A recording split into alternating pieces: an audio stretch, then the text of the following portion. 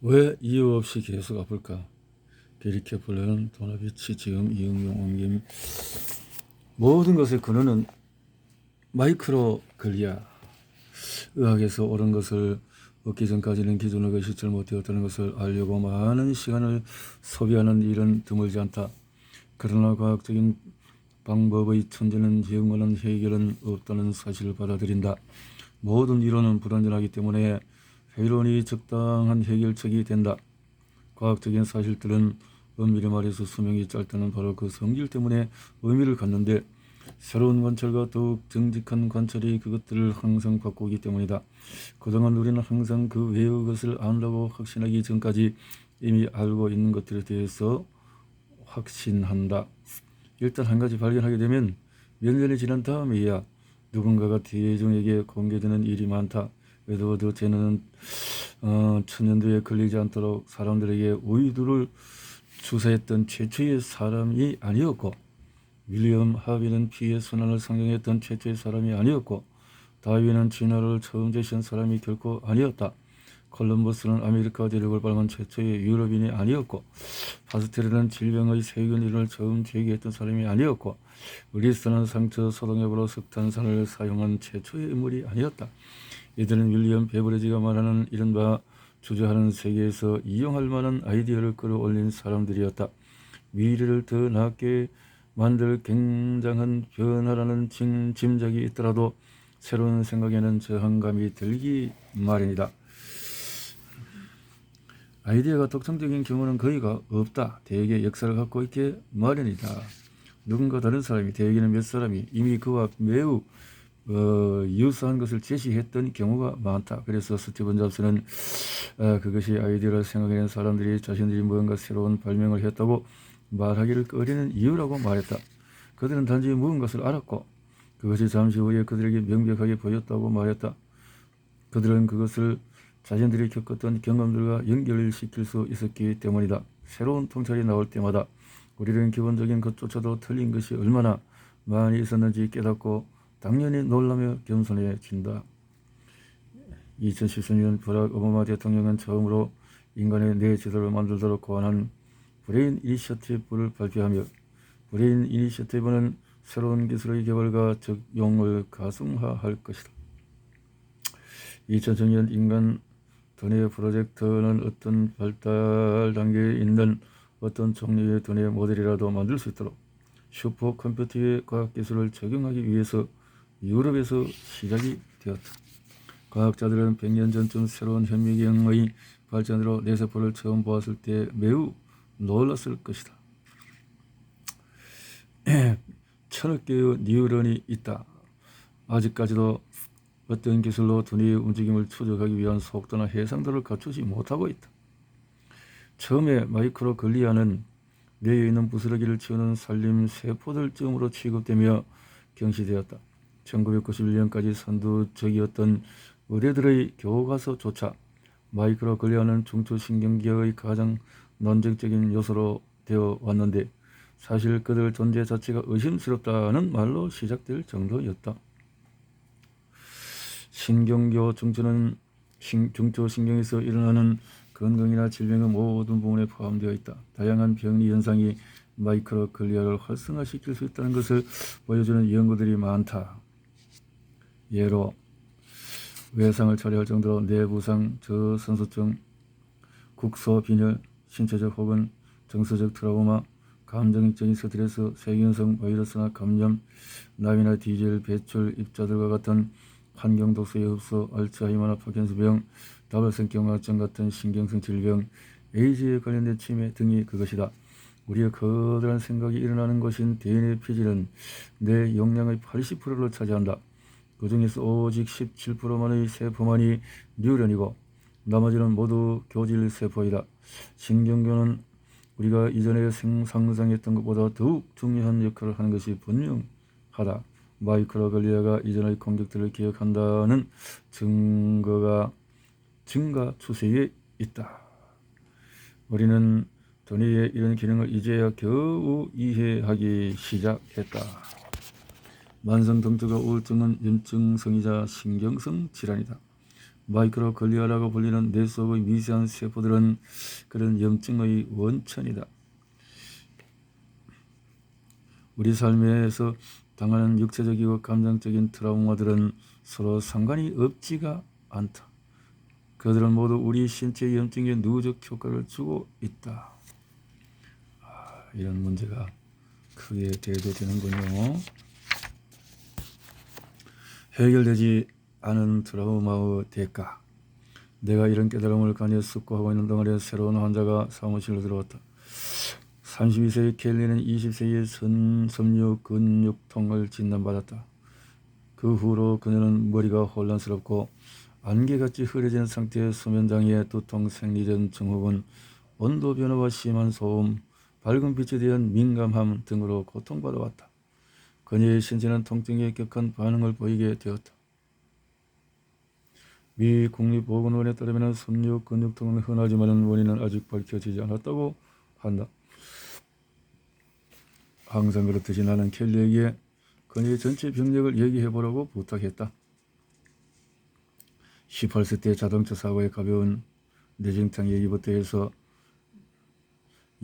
그 사고로부터 2년 후에 그녀의 건강은 악화되었고 섬유 근육통이라는 진단을 받았다. 섬유 근육통의 시작으로 그녀의 삶이 멈춰버렸다. 그것이 얼마나 다양한 방법으로 그녀의 충만한 삶을 방해했는지 그녀는 매우 상세하게 설명을 했다. 눈물이 맺혔다. 12세였을 때 그녀는 가족의 한 친구로부터 강간을 당했다. 20년 후 그녀는 그 일을 기억할 때마다 그때 느꼈던 공포심을 고스란히 느낄 수 있었다고 했다. 마이크로글리아의 역할을 새롭게 이해하게 되자 나는 이러한 개별적인 요소들을 같이 묶을 수 있는 다른 방법을 갖게 되었다. 자동차 사고와 강간,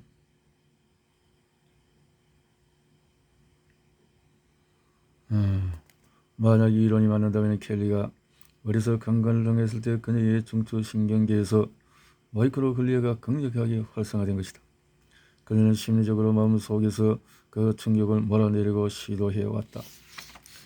그녀 스스로 정리했다고 얘기는 했지만 사실은 전혀 극복하지 못한 것이다. 정서적 입장에서 보면 그 공격은 12세 때 속상했던 만큼 32세인 지금도 상당히 불쾌했다. 그 충격에 대한 염증성 반응은 마이크로글리아의 수준으로 봐서는 절대 완전히 끝난 것이 아닐지도 모른다. 해결되지 않은 트라우마는 그녀가 내 사무실에서 그 사건을 언급한 순간부터 마이크로글리아가 작동하도록 계속 기능하고 있었고 그 충격적인 생생한 경험이 다시 공격을 개시했다. 켈리가 강간당한 지 겨우 6년 후인 18세 때 그녀 뇌 속의 마이크로글리아가 또 다른 트라우마에 노출되었다.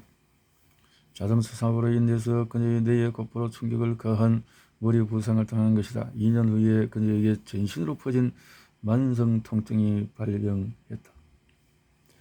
과거에는 만약 어린이 만성 통증에 대해서 호소하면 이전 트라우마들과의 연관성을 알아보기 어려웠을 것이다. 그런 일련의 사건들이 현재의 내게는 얼마나 다르게 보이는지, 한 번의 공격과 그 후에 이어진 공격으로 켈리의 몸 안에서는 지난 20년간 염증이 계속되었다. 당연히 심각한 수준의 영향이었다. 만약에 내가 의심했던 대로 근본적인 원인이 마이크로글리아의 상향 조절에 있다면 완전히 다른 일련의 사건들이 동일한 영향을 끼쳤을 수 있다. 어떤 사람에게는 사랑하는 사람의 이런 비극적인 상실감과 전염병 그리고 허리 부상에 연달아 장애를 가져오는 질병을 이야기하지 않을까? 마이크로글리아를 충분히 자극해 체내 염증을 만들고 유지하는 것은 어떤 종류의 신경성 질환을 야기할 잠재성을 갖고 있다. 신체에 가해지는 공력의 유형은 내가 만성 염증 상태라는 사실보다 덜 중요했다. 우리가 각각 증상들만 따로 치료하면 마이크로글리아는 과도한 반응을 보이는 상태 그대로 남는다. 벌리에 물리거나 감염되거나 사고를 당하는 등 그 외의 것은 문제가 되지 않는다. 다시 염증이 시작되는 것은 시간 문제일 뿐이다. 만약 켈리의 신체적 증상들이 한 번이라도 개선된다면 우리는 마이크로글리아를 하향 조절하기 위한 포괄적인 치료 프로그램을 할 것이다.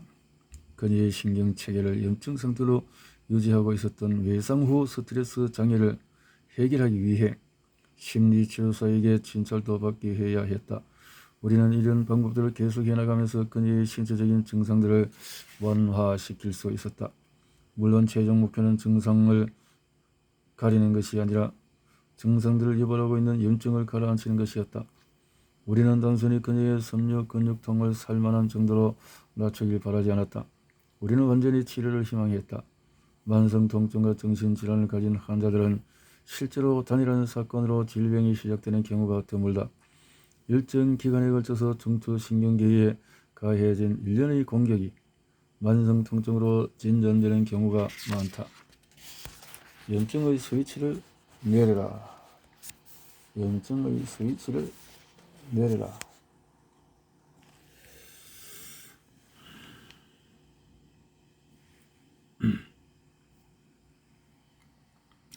니콜의 병력을 들었을 때도 나는 기나긴 일련의 트라우마들을 발견했다. 세부는 다르지만 전체적인 이야기는 친숙했다. 니콜은 초기에 마이크로글리아의 염증으로 인해 타는 듯한 민감성 체질로 진전해왔다. 어렸을 때 발작 경력이 있었다. 당시에는 의사들이 발작의 원인을 밝혀낼 수 없었지만 우리는 발작 행위가 상향 조절된 마이크로글리아 활동이며 내가 먼저 염증에 취약하게 된 것도 당연하다는 것을 이제는 잘 알고 있다. 모든 부상과 전염병, 중독은 마이크로글리아의 활동을 유발할 수 있다. 일절한 운동선수인 니콜은 규칙적으로 운동을 했다. 그리고 부상을 입은 후에 무릎에 수술을 받았다. 언젠가 걸을 수 있을 것이다. 문제는 통증이 몇 년 동안이나 계속되었고 한쪽 무릎의 수술을 연이어 5번이나 받기에 이르렀다는 점이다. 의사들은 무엇이 잘못되었는지 찾을 수가 없었기 때문에 관절염이 틀림없다고 결론 지었다. 그들은 니콜에게 비스테로이드 항염제와 셀레브렉스를 처방하면서 그녀가 아마 평생 동안 무릎 문제를 안고 가야 할 것이라고 말했다. 일단 우리가 염증을 가라앉히기 시작하자 증상들이 전반적으로 호전되었다. 마이크로글리아가 조직을 활발하게 파괴하는 염증 인자 생산에서 벗어나 내후 회복 과정을 돕는 또 다른 역할을 하고 있다는 명백한 신호였다. 가장 양성인 상태에서 마이크로글리아의 목적은 신경을 건강하게 유지시키고 잔니를 청소하고 신경 경로를 깨끗하게 확보하는 것이다. 신체가 공격을 당하거나 감염되면 마이크로글리아는 비상경보를 울린 후에 손상된 부위를 봉쇄하고 손상을 최대한 제한하기 위해 활동을 시작한다. 손상 주변에 염증을 만들면서 완충제들을 형성한다. 손상된 조직이나 그 부위의 병원균을 죽이고 제거하기 위해 파괴적인 화학물질을 분비한 후 그 잔해를 없애는 걸 돕기 위해 다른 세포들을 소환한다. 작업이 완료되면 보살피는 역할로 다시 돌아와 충실하게 조직을 재생시키고 신경 성장을 촉진하며 회복 절차를 시작하는 물질들을 분비한다. 마이크로글리아는 오직 병적인 상태에서만 활동이 과잉된다. 너무 많은 공격이나 감염, 부상 혹은 신체적인 충격이나 정서적인 충격을 받은 후 만성적으로 성형 조절된 상태가 되어 염증성 물질을 규칙적으로 생산하면서 신체를 보호하는 그들의 역할로 돌아가기보다는 항상 스위치가 켜져 있는 염증 상태로 머물게 된다. 우리는 아직 직접적으로 마이크로글리아의 스위치를 끄는 방식을 모르기 때문에 뇌의 염증을 유발하는 인자를 하나씩 없애면서 여러 요소들을 파헤치는 방식으로 접근하고 있다. 일련의 공격들이 가져온 누적 효과를 상쇄하기 위해 노력하고 있는 것이다. 니콜을 치료하자 마이크로글리아가 반응했다. 마이크로글리아는 염증 생성을 멈추었고 신경학적인 보수 공사를 다시 시작했다. 임상학적으로 효과가 명백했다. 니콜의 관심과 집중력은 개선되었고 원기가 돌아오기 시작했다. 사람은 쓰러질 때까지 얼마나 많은 타격을 수용할 수 있을까? 우리들은 각자 다른 수준의 회복 탄력성을 갖고 있다. 일부 사람들은 굉장히 많은 타격을 견딜 수 있는 반면에 취약하게 태어나 완전히 뭉개지는 사람들도 있다. 니콜에게 상당히 유리했던 점이 바로 이 부분이다. 기질적으로 그녀는 지극히 낙천적인 삶의 전망을 지니고 있었고 그것이 그녀의 사고방식이었다. 과거의 몇 년간의 절망적인 경험에도 불구하고 전체적으로 삶에 여전히 긍정적인 해석을 내리고 있었다. 생각해보니 중도 하차하기에 기막히게 좋은 때였어요. 시장은 악취가 진동하고 그들은 우리 집 근처 순환도로 가운데 차선에서 떨어져 나가고 있었어요. 그녀는 다시 건강해지고 있었다. 건강이 개선되는 속도로 비교해서 니콜은 매일 남편과 함께 시몬에 실린 십자 말풀이를 한다. 내가 회복되는 데는 긴 시간이 걸릴 수 있다. 젊은 사람들보다도 나이 든 사람들의 치료 과정은 훨씬 더디게 진행이 된다. 나는 집에 있는 물건들의 사진을 찍어서 그것을 인터넷에서 팔았어요. 내가 이 일을 완수하기에 충분한 기억력을 유지할지 아닐지 알아보려고요.